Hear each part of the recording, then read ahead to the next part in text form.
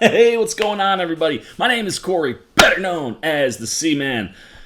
This is the child. I almost hit him, but I hit the back of his little home, so he's okay. And we want to welcome you back to another edition of the Seaman's Cinema Sit-Down. And yeah, back in for more Mandalorian talk. We're not even wasting time, man. It's already up on the screen. He's here. We did the non-spoiler. Now it's time for the spoiler stuff. So why don't you pull up a chair, take a seat. We're getting ready to dive in, spoiler-filled, into the Mandalorian Season 1, Episode 1, The Marshal. And like I said in my non-spoiler review, I adore this show, man. I just love going back to this world. I love the vibe and the tone and the action and the look and the feel. And just everything about this show is wonderful.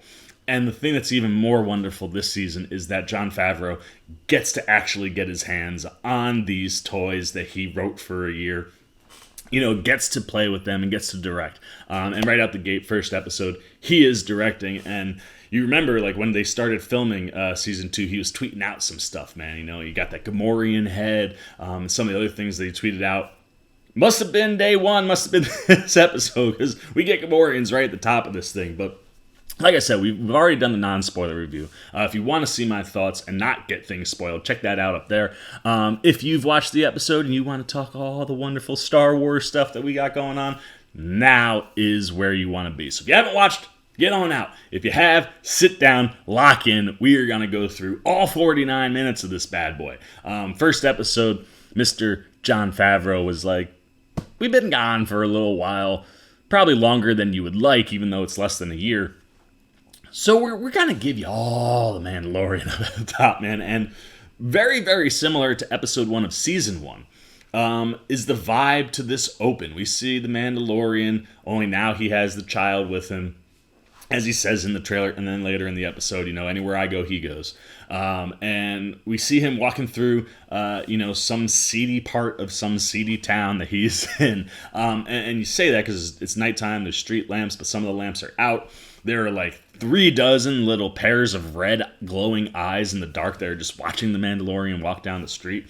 And the walls of different buildings as he passes them, covered in graffiti, a lot of stormtrooper imagery, but there's a nice little thing that pops in there because it's not a stormtrooper. It's like one of these like caricature cartoon versions of C-3PO, and as soon as I saw it, I was like, hey, that's C-3PO, that's awesome. I love that. And again, like I said, those are the things that I love about this show. It's like, all right, man, we're in a seedy part of town, probably be a bunch of graffiti. Let's throw a bunch of graffiti up there. Yeah, we're like post, the end of the Empire, so like people hate stormtroopers, so like put a lot of that imagery in there. But let's throw a couple things for the fans to be like, ooh, I know that. You get plenty of that all episode long. But as they continue to get to wherever they're going, and there, of course, is like a bouncer doorman at the front of the door, and is another one of the Twi'leks. You get to see those big old, things coming off of his head. And he's huge, man. He's just sitting there and kind of eyes up Mando and eyes up the child. And Mando's like, I'm here to see somebody or whatever. And he just kind of, you think he's going to say something about the kid. He's like, he steps aside, he's like, enjoy the fights. And that's where we are, man. It seems like some underground, like, fight club situation. There's a big old ring. We got two Gamorreans battling each other with these crazy axes. And again, one of the other things I love about this show is, like, as the Mandalorian is walking to his seat to go talk to the guy he's got to talk to, in the background, we just get to see lots of things that make you go, ooh, ooh, ooh, because they load the background up with all sorts of different aliens and beings that we've seen, or just different imagery and things that we've seen from the Star Wars universe, and that is for sure still going on. So anytime you're walking around, you're like, ooh, look at like the things in the background. But when the Mandalorian gets to where he's got to go, he's speaking to this Abyssian, and yes, I know these things because I have my alien like Wikipedia page up, so I can identify like the Gamorreans. I know off the top of my head. The Abyssians, not so much. So I got my little guide up there, so I know what aliens we're looking at. Because like I said, Favreau and Filoni load these episodes up with all sorts of faces that we've seen in the past, and every alien except for the race of Yodas has a name.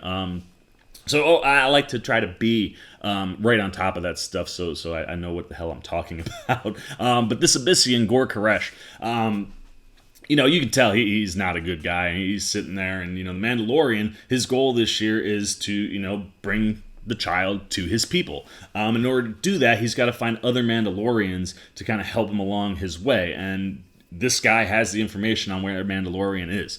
And, he sits down and they're talking right away, much like a mob boss. Hey, you a betting man, Mandalorian? And he's like, no, not like I try to avoid it, if I don't have to. He's like, what do you say we put a wager? I got information you want.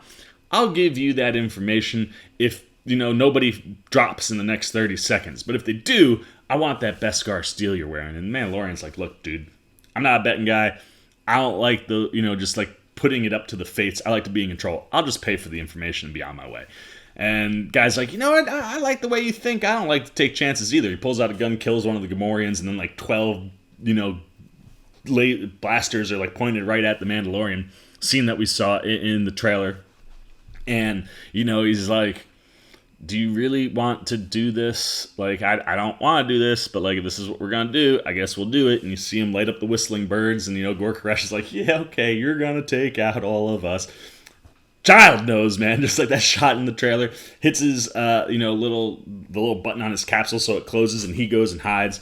And the thing that I was hoping for, we got, man. We get to see them whistling birds. In the trailer, cut to black, and you just heard him. Here, you get to see him, takes out about like 5 dudes. He does this sweet move where he just kicks the little bassinet thing that the child is in. It floats out of the way of danger. A Gamorrean comes flying through, like at the Mando. He avoids him, and the fight breaks out. And very much reminiscent of the bar fight in Episode 1 of Season 1. Mando just takes everyone out quick, efficient. His movements are so smooth and clean. The other thing that I love here too is Ludwig Göransson's got the score going, and he kicks into like a wailing electric guitar during the fight.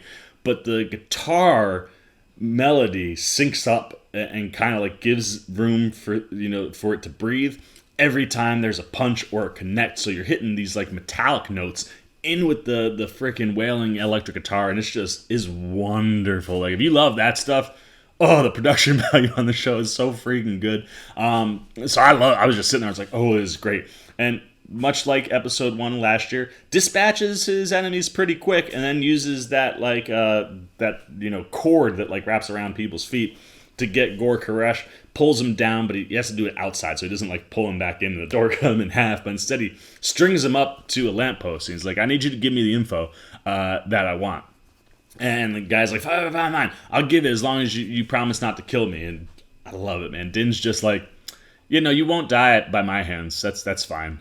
So the guy gives him the info. We're going back to Tatooine. Apparently that's where the Mandalorian is. And, Din himself is just like, I've been to Tatooine plenty of times. I've never seen any other Mandalorians but myself there.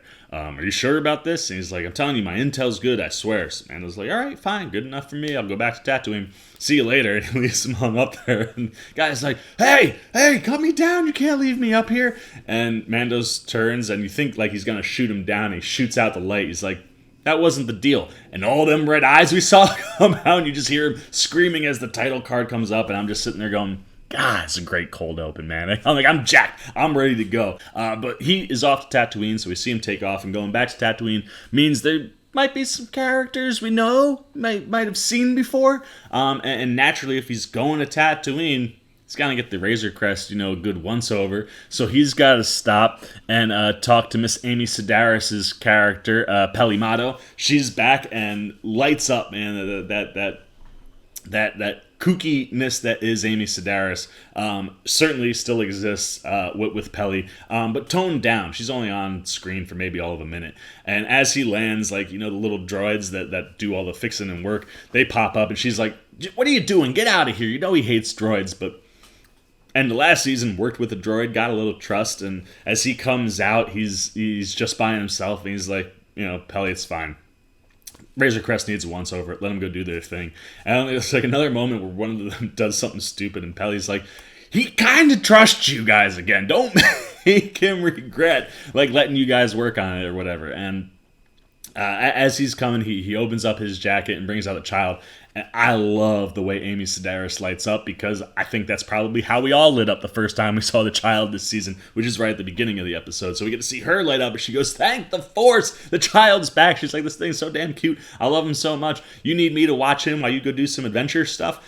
Mando's like, no, but you can say hello. And she's like, I swear, man, like if he ever replicates or like buds, like he has offspring, I totally want one. But so that nice to just see a familiar face, knowing the way that things work with the Mandalorian. He meets people and then leaves, and then maybe they pop back up, maybe they don't. We kind of get that vibe with Timothy Olyphant's character, and we'll get there. But Mando's like, look, I need some information. Where is Mos Pelgo?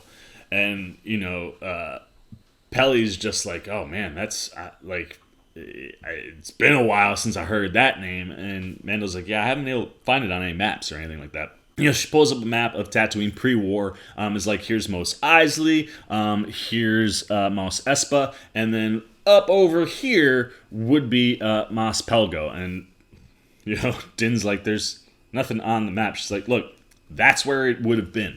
It was this little mining town, and it's still there. That's where it is. So Mando's like, you still got that speeder? She's like, of course. Him and the child hop on the speeder, take off. We get some of those wonderful landscape shots where you're just like, I don't understand how this is all done on a soundstage until you watch those behind the scenes things on Disney Plus, and you're just sitting there in awe of the tech because it looks so real. It looks like they're in the actual world. So we see him take off. But anytime that the Mando is on a speeder, I get excited because this little guy's ears flap in the wind and the smile on his face. He's almost like a dog, the way he just kind of puts his head out from whatever little package that he's in.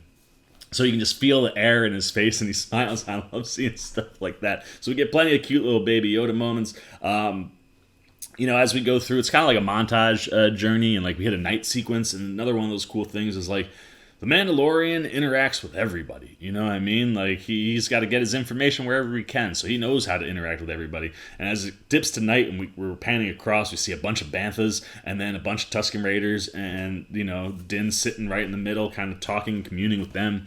And you're like, that's cool, man. Like, I love little things like that. So we continue with that montage. We finally end up at Mos Pelgo, and naturally, the first place Mando's going to go to get information is the local tavern. And he walks in, we see a Weequay behind the bar, and what's cool is like when Timothy Olyphant's character comes in later, he just refers to him as Weequay, and I'm like, oh, that's cool. But basically, Mando's like, look, I'm looking for other Mandalorian, and Weequay's like, I don't know what you mean. He's like, someone wearing the same type of stuff I am. He's like, oh, you mean the Marshal? And Mando's, and immediately my ears peek up. I'm like, that's the name of the episode. Ooh, like that's gonna be our point of focus, is like meeting this guy.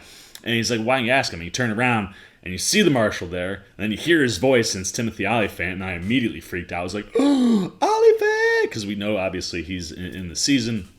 But then as the camera pans up to him, he's wearing some armor that looks super, super familiar. And at first I was like, nah, it can't be, because it doesn't look like the character. Like, it can't be the character, because he's too long and wiry. Like, Olyphant's frame doesn't fit what this character should be.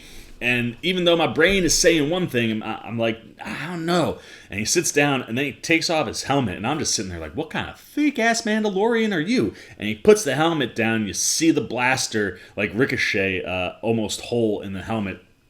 And the colors, it's real up close, and you're like, that's 100% Boba Fett. You are 100% a fake-ass freaking Mandalorian. How'd you get that freaking armor? And that's like the Mandalorian's first question. He's like, how'd you get that armor, man? And what's great is while this conversation's going on, like I said, the child, he, he's just always wandering around, just kind of on-looking at everything. And as he's on-looking and watching what's going on in the tavern, he comes up to a thing, and he's looking inside of it, and it's a friggin' spittoon. I don't know why, but just him looking into the spittoon was like the cutest friggin' thing I'd seen this whole episode, which, I mean, we're only like 10 minutes in. But things like that, wonderful. And basically, they kind of get to a standoff where, like, Mando's like, I can't let you keep that armor.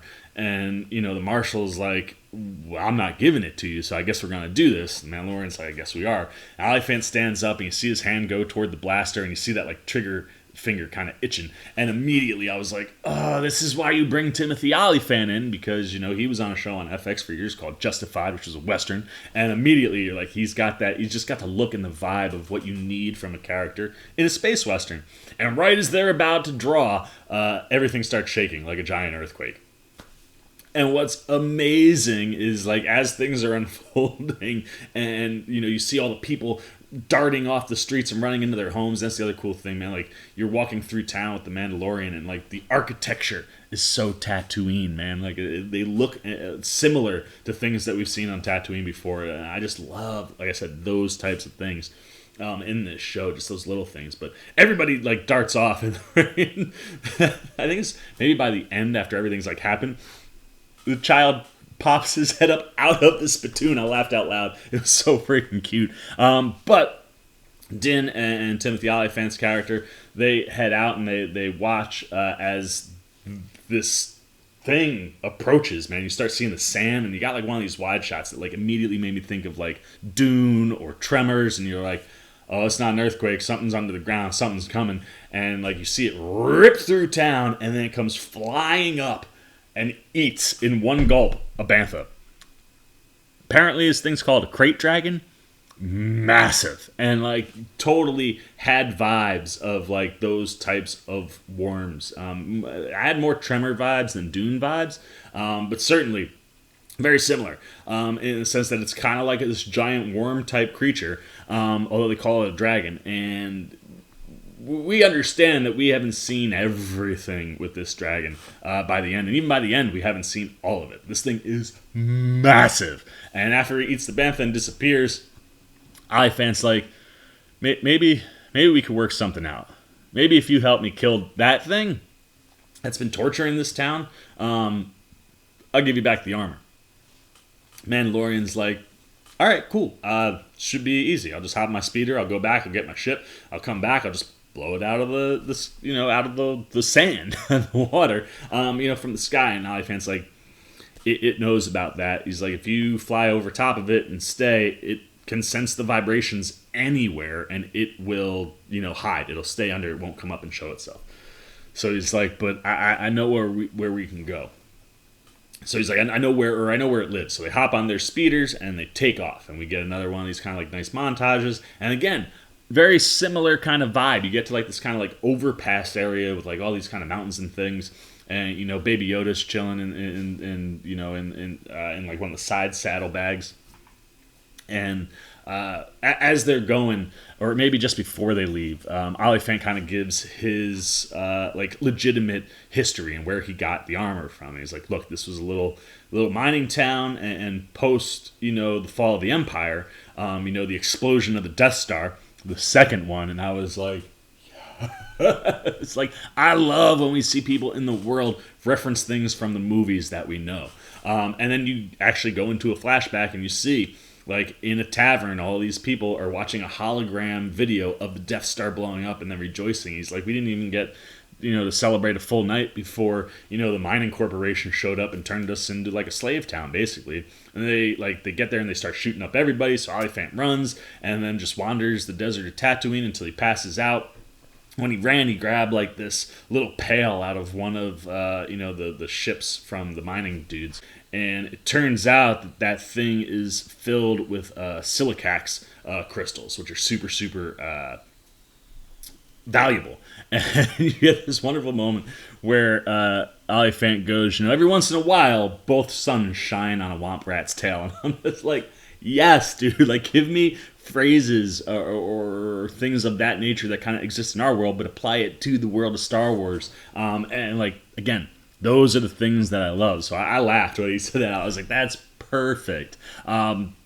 Basically, he just wanders with this pail, passes out. A huge sandcrawler shows up. The Jawas bring him in, and when they open up the little tub and they see all the crystals, they're like, we'll give you whatever you want. And Olyphant sees Boba Fett's armor up on the wall. I don't know. I don't know how they got it or what happened to Boba.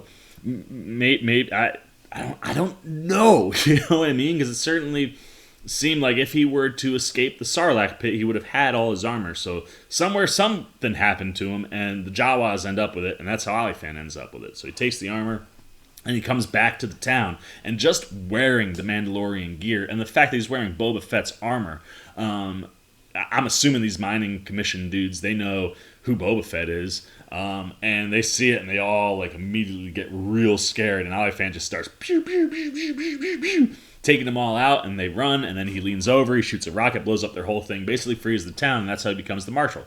And he's basically, his whole job is, I just look out for this town. And that's the reason he's willing to deal. He's like, this Krayt Dragon is going to eventually destroy the town. If you can help me kill it, I'll give you back the armor so you can take it back to, your people. So boom. Cord is good. They take off. We end up like stopping in a spot, again, similar to episode, to season 1, when, the Mandalorian first finds the child. He's kind of outside that little town in like a mountainous type range, and all those like dudes pop out.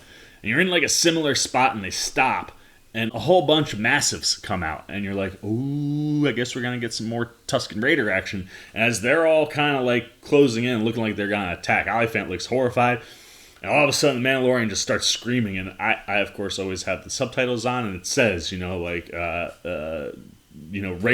does a Raider call or whatever, and you're like, oh, he's speaking the Tusken Raider language. And sure enough, Olyphant, like the dogs all kind of stop. I said dogs, but the massives all kind of stop. They're very similar to dogs. They all stop, and then sure enough, all the raiders come out. And Olyphant's like, dude, what did you just do? And Din's like, chill, man. And he starts speaking to the Tusken Raiders in Tusken, and you're just like, this is awesome. But basically comes to an agreement where he's like, they also want this thing dead, so they'll work with us. He's like, dude, the Tusken Raiders, they've raided our town so many times, I'm not working with these guys. Like, we ain't gonna be able to stop this thing solo. Like, we're gonna need some help. So they strap up, they head down, and, the Tuskens are basically telling Din and Olyphant's character everything that they know about the Krayt Dragon. And it's like, it lives in that pit. And he's like, they've studied its gestation cycle for centuries. They understand, like, the more you feed it, the longer it sleeps. And the longer it sleeps, the better off things are for everybody. So you see, like, a Tusken Raider bring a Bantha down, yell into the thing, then leave, and the thing comes out, eats it. So then you see them sitting down. They have, like, these little skeleton pieces leading into what's like a fake pit. They basically built out, like, a strategy. And you got all these little stones around them. Olyphant's like, what is that? Din's like, that's the Krayt. He's like, that's not the scale. And the Tuskens are like, no, they're very adamant that that's the scale. And he's like, what are those little stones? And like, that's us. He's like, that's definitely not the scale. Like, I've seen these things. And they're like, the Tuskens start freaking out. Like, they're adamant that that's how big it is. Olyphant just goes, shit, man, I've never seen it. I guess I've only ever seen its neck and its head. But, like, how are we going to take that out? And all of a sudden, like, they start dropping more stones around it, and Olyphant looks at me, Din said some things in Tusken, and he goes, where'd the reinforcements come from? And Din's like, I volunteered your town. Olyphant is like, this isn't gonna work. So Din's like, we don't have a choice, dude. We're gonna kill it. We're gonna need more people. We're gonna have to work together. And you get a lot of butting heads. They go back, they tell them that we're gonna work with the Tusken Raiders, and everybody freaks out. And, they basically, the Mandalorian gets everybody to calm. It's like, we have to do this. And you can see the tension. As soon as you see the Banthas start coming and the Raiders show up, like, the tense feeling that you're getting from everyone around is so apparent that, like, when they start loading things up, like, one of the Tusken Raiders accidentally drops, like, an explosive, and that dude freaks on him, and they start screaming at each other. And, again, there was a point where I think Olyphant starts yelling at one of the Tusken Raiders before all this, and Mandalorian, like, shoots the flames out of his flamethrower. It's like, settle down, like, we have to work together, just do it. Same situation here. He doesn't use his flamethrower, but he's like, stop. We have to work together. They eventually get all the Banthas loaded up with the explosives, march all the way out to this empty Sarlacc pit, and they wait. And they set it up, and basically, what the Tusken Raiders say is the only vulnerability that the dragon has is on its underside, its belly. And you gotta lower it out. So they bury a bunch of explosives, and we lower it out, we blow it up, should hopefully do the trick. Come out, you see another one of the Tusken Raiders, like, leading the Bantha, yells in there, and then it starts to move away, and the freaking dragon, for whatever reason, pays no mind to the Bantha, eats the Tusken Raider, and then retreats. And everyone's like, crap. We need it to come out. And the Tuskens are shooting, like, these massive arrows with ropes onto it so they can try to pull it back out. But this thing is huge, and you see it, like, lift some of the Tusken Raiders around, and you basically just get to a point where, like, they get a few people out front, and they do start to lower it out, and they're getting it closer and closer. And as it's coming out, like, further and further, Olyphant's ready to push the button, and Mandalorian's like, no, hold, and then this thing starts shooting out acid. Man, it is crazy. Like, it is shooting acid out at all these people, and you're just like, oh, now it's got a long range weapon besides just itself. This is really, really bad. And it finally comes out a little bit where Mandalorian's like, now! And Olyphant hits it, thing explodes, and just all this sand goes up, but you're not seeing, like, blood or body parts rain down from the sky. And at home, you're sitting there going, it's not dead. It's definitely not over. And then this is one of those things I love that Favreau does. Like, inside the episode, he goes with the two characters, I don't think this is over yet. And the Mandalorian's like, yeah, I'm with you. Olyphant grabs his helmet. He's like, let's go. And they take off, on their jetpacks. As this thing, before they take off on their jetpacks, they're like, this isn't over. The thing comes crashing out the top of a mountain. And now its head is just up and is just spitting this acid at everything. And that's when, like, they strap up, they go up, and they get up there, they start shooting it. And this thing is huge. And you're seeing these laser blasts hit it like little tiny, teeny tiny little specks on its face. And Olyphant's character is just like, this isn't doing anything. And Din's like, just keep shooting. And it finally spins its head and tries to bite them. They both fly back, land onto the ground. And as they're kind of assessing, Mandalorian and Olyphant don't know what to do. And they're just kind of standing there and they're ready or whatever. And everybody's kind of backing up as this thing disappears and then comes back out. But before it can, Olyphant's like, what do we do? He's like, I got an idea. I need you to go take care of the child. And Olyphant's like, what are you gonna do? And he hits the freaking jetpack, and off goes Olyphant's character into the sky, and he lands safely on the other side. And it's one of those things, like, it's a shot where, like, we've seen that happen to Boba Fett. We've seen it happen before where, like, the jetpack goes all crazy and he's flying around. You see that with Olyphant, he lands in the ground, he takes off his helmet, he's like, what's he gonna do? And right before that, the Mandalorian saw one of the Banthas. It has all of the explosives, and immediately you're like, oh, he is going to try to get this thing to eat the Bantha and then blow everything. So that's exactly what he does. Brings the Bantha out, and he's waiting as, you see it coming in the ground, and the Bantha tries to run away. He's like, where are you going? And he holds it, and because it was, like, spiked into the ground. So your initial thought is it's spiked into the ground. As soon as this thing rears, Mandalorian will shoot out and eat the Bantha. But when the Bantha gets away, the Mandalorian's got to hold the rope. So when this thing comes down to eat the Bantha, takes the Mandalorian with him. And I'm sitting there like, oh no! And for a hot sec, you see, what looks like the Mandalorian spin out of some dust. And you're like, oh, he's okay. And then you're like, oh no, wait, it's Olyphant. And you see this thing freaking disappear. And then it rises back up out of the ground. And you're like, what's happening? And you see its mouth open. And all this electricity, and you see the Mandalorian shoot out, man. Didn't use, like, the electric zaps to basically piss it off enough to open its mouth. He flies out. As soon as he's above, hits the detonator. Whole thing explodes, and you're just like, yes, there it is, for real. That time you just see, like, pieces and stuff raining down.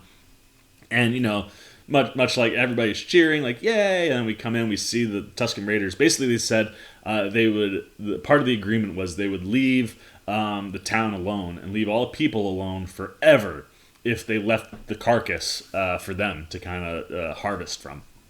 And that would be the case until somebody from that town breaks that truce. So they let them, and you see them, they're harvesting it, and one of them finds this giant pearl, and it's doing like, yay, we got the pearl! It's wonderful stuff. But then you see Mandalorian loading up his speeder with a big piece of the meat, and you see the child, and multiple times the child is hidden throughout this whole sequence, and now you see him looking at this piece of meat like, that looks yummy, and as he wraps it up, says farewell to Olyphant's character, and Olyphant is like, I hope we cross paths again. Mandalorian's like, I hope so too. And you just sit there like, yes, we all hope so, man, because freaking Timothy Olyphant is so freaking good in this show. And I know, I keep saying Olyphant, and Olyphant's character does have a name. It's Cobb Vanth, and I'm sure we all hope that we get to see Cobb Vanth again, because I loved that whole, like, the granted, I hope it's Pedro, but it could be a bi-double Pedro's voice. But the chemistry between Pedro Pascal's voice and whoever's acting in the suit and Olyphant was just wonderful. Like, I would totally watch those two dudes do anything. So I hope that we do see their paths cross again. You figure the episode's done, see the Mandalorian take off, and you're waiting for the credits. But as he takes off, the camera spins to a spot above, and you get another one of these wonderful landscape shots, and you're like, oh, that's really a pretty way to end it. It kind of starts to fade back, and you see a man standing atop a mountain, looking over at everything that's going on, and particularly watching the Mandalorian take off. And he's got Boba Fett's armor with him. You know, Olyphant's down to nothing, like, kept to their agreement.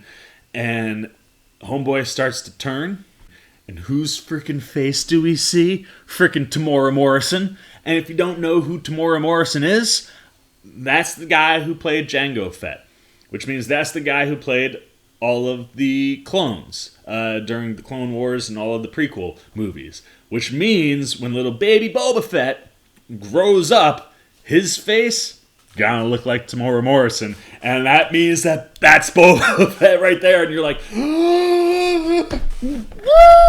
like Boba Fett, first episode. So we see Tamora Morrison, he's got some scars on his face, and you're like, some shit went down, and he looks pissed. And all I can think is that, oh my gosh, now his sights are set on the Mandos, which means their paths are gonna cross hopefully really, really soon. It's that moment that we've all been waiting for, man. We've been waiting to see Din interact with Boba, hopefully. And when we heard the Spurs at the end of Season 1, we were like, there it is, man. The confirmation that Django's probably out there because he's the Mando that has the Spurs. But the question is was it him? Because you did see like a tail of the cape when he picks up Ming-Na's character.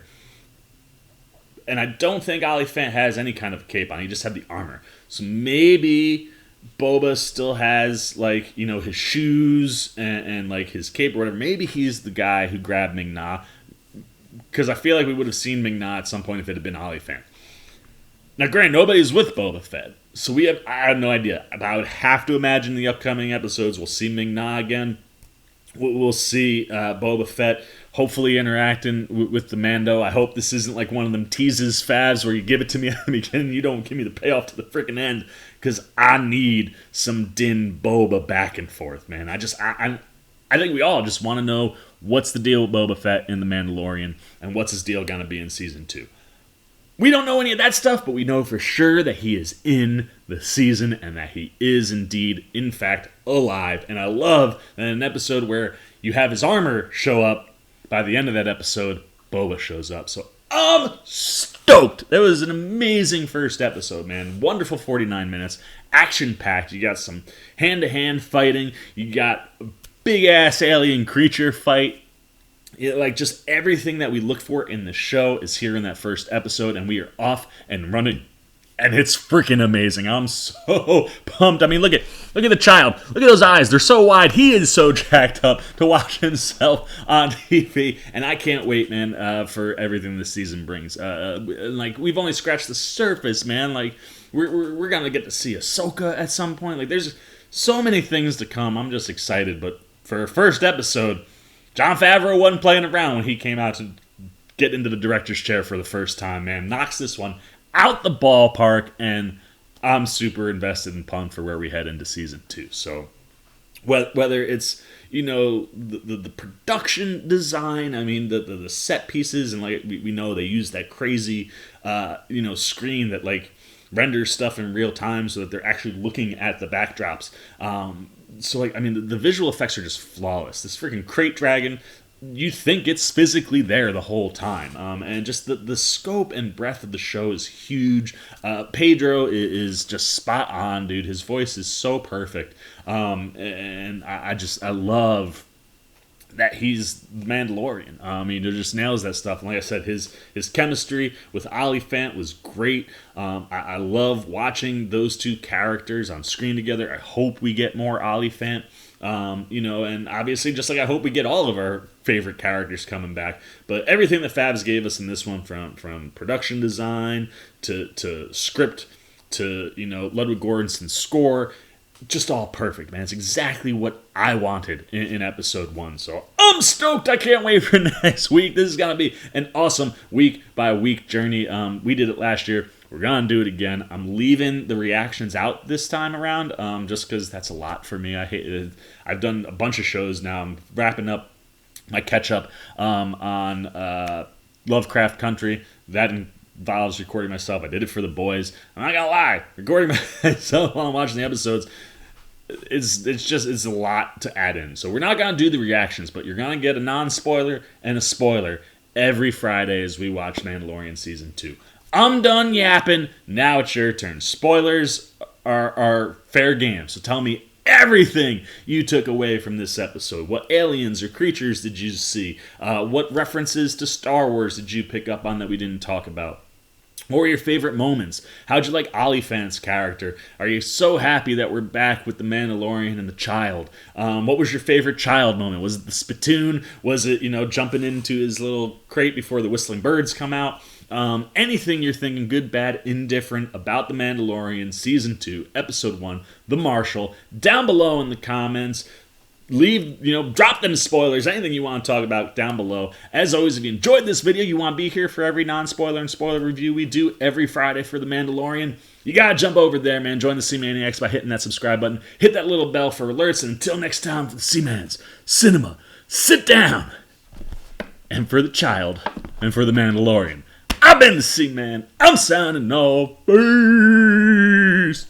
You guys are still here? You must be looking for some more content. Well, don't worry. C-Man's got you covered, man. You got videos like this guy and this guy. And if you haven't yet, and you want to come check out all the C-Man goodies, join the Cinema Sit-Down Squad, man. Hit that subscribe button. And don't forget to hit the little bell down below that, too, so you can get alerts every time I make new videos.